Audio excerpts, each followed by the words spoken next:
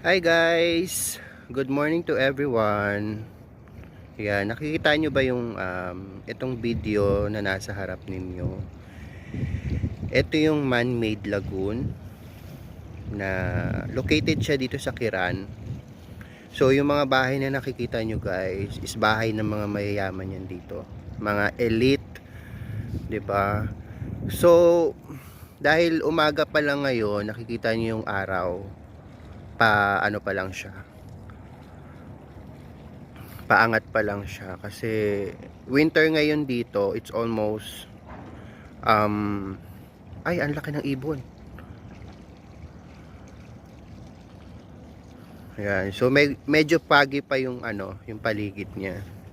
So currently nandito ako ngayon sa sa bahay ni Jowa.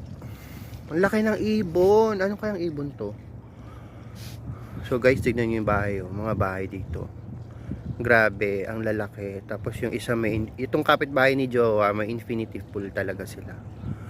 So yung iba dito matatagal lang nakatayo. Ito kasi kay Jowa, ito yung bahay ni Jowa, oh. Dalawang palapag lang siya. So itong isa, pinaparent yan. Kasi tinanong ko si Jowa. Sa loob niyan guys, may pool. O, di ba bongga? Kung napapansin niyo yung video, medyo shaky kasi ang lamig. So kapag may gathering kami, sinasama ko yung friend ko dito. Diyan kami pumapwesto. So ito yung harap ng bahay ni Jowa. Ganito lang, kasimple. Yan. Pag hindi winter dito, dito kami kumakain sa labas. Maganda yung view dito guys. Pwede kang mag TikTok. Pwede kang mag picture, emote. Tapos dyan sa may, along the shore, pwede ka dyan maglakad-lakad, emote din. Actually, kababalik lang namin dito ni Jowa after 3 months. Kasi masyado siyang na-busy, parating travel. So ako naman busy din ako. Inaantay ko lang din naman siya na magsabi sa akin na bumalik dito sa Kiran. Bahay talaga nila to guys hindi kami nagre-rent. Ang lamig.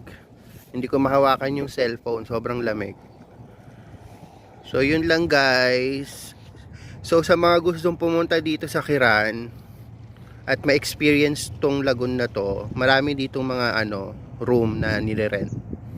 Pero kasi sa akin, luckily, sinasama lang ako ni Jowa para magpunta dito. So ayan, nakikita niyo yung anino, nakadress pa ako.